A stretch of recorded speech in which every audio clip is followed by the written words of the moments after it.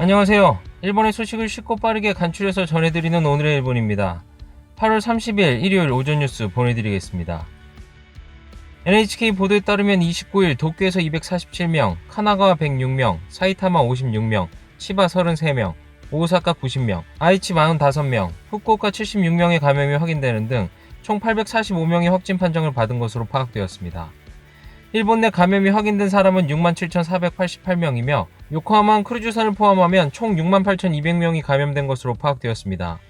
한편 아이치, 후쿠오카에서 각각 3명, 카나가와 2명, 사이타마, 시가, 기우에서 각각 1명, 이렇게 총 11명의 사망이 발생하였으며 누적 사망자는 일본 내 감염이 1272명, 요코하마 크루즈선 승선자를 포함하면 전체 1285명이 되었습니다.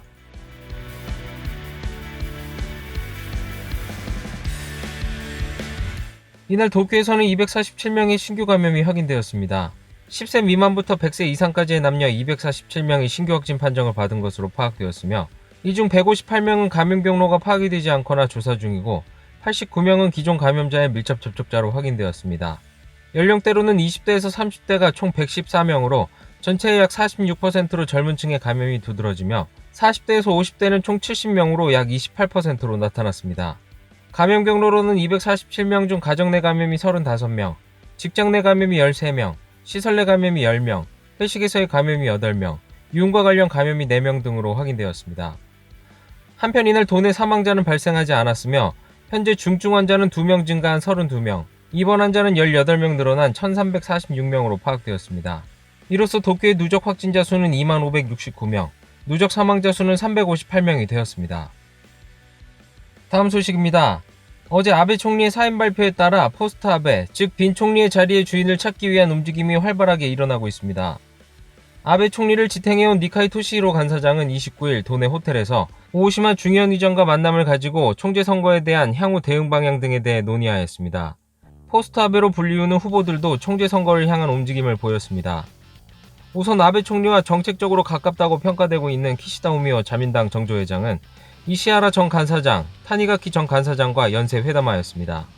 私の気持ちは今まで通り、次を担うべくしっかり努力をしていく、その気持ちは変わってないと。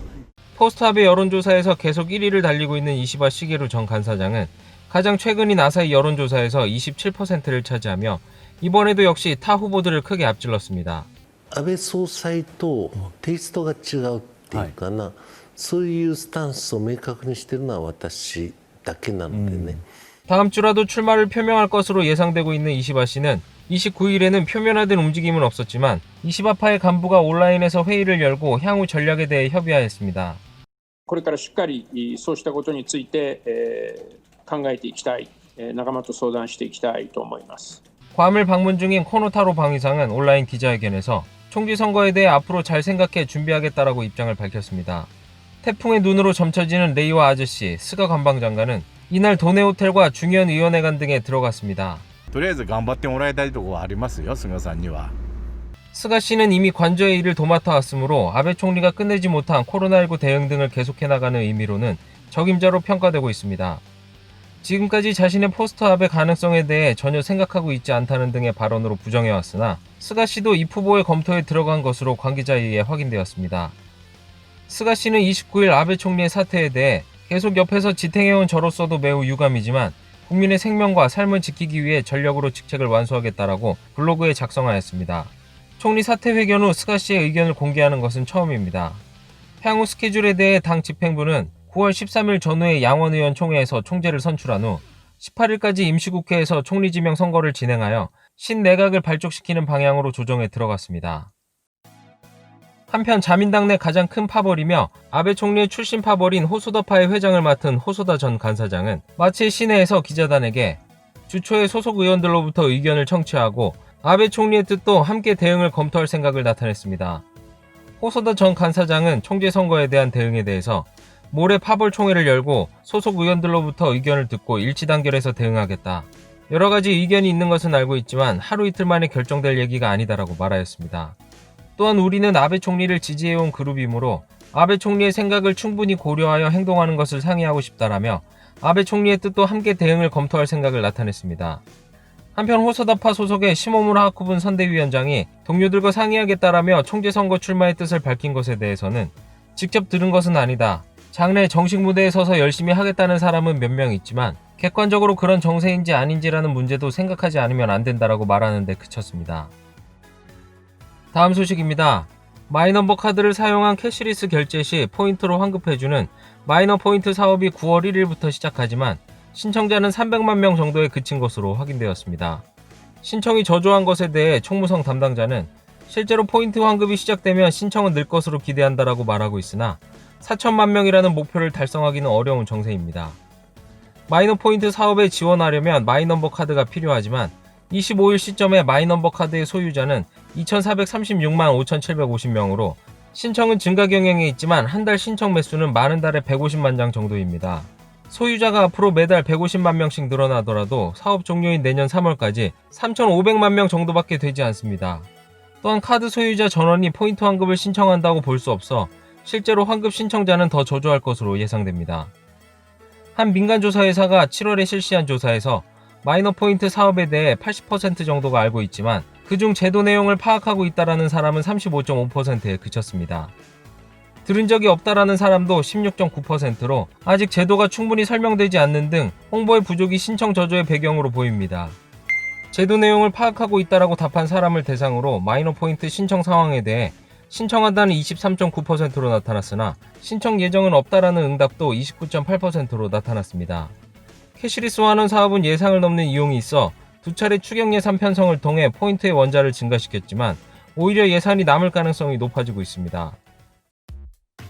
총무성은 마이넘버 카드 취득이 진행되지 않는 이유를 진지하게 생각하라. 일반 사단법인이란 터널 단체에게 세금 350억엔으로 사업 위탁 주고 그 단체에서 덴츠에 140억엔으로 재위탁, 이외에 포인트 환급 비용 예산이 2천억엔에 시스템 개수 비용으로 500억, 국민에게 징수한 세금 약 3천억엔이 덴츠그룹과 카드사에 흘러갔을 뿐 결국 카드 취득률은 크게 달라지지 않았다. 얼마 안 있으면 덴츠가 새로운 제안을 총무성의 엘리트 관료에게 판매하러 온다. 덴츠의 부사장은 자사의 사업에 대해서 광고회사가 아닌 과제 해결 기업으로 변신했다고 말했다. 카스미가 새끼는 최상의 거래처.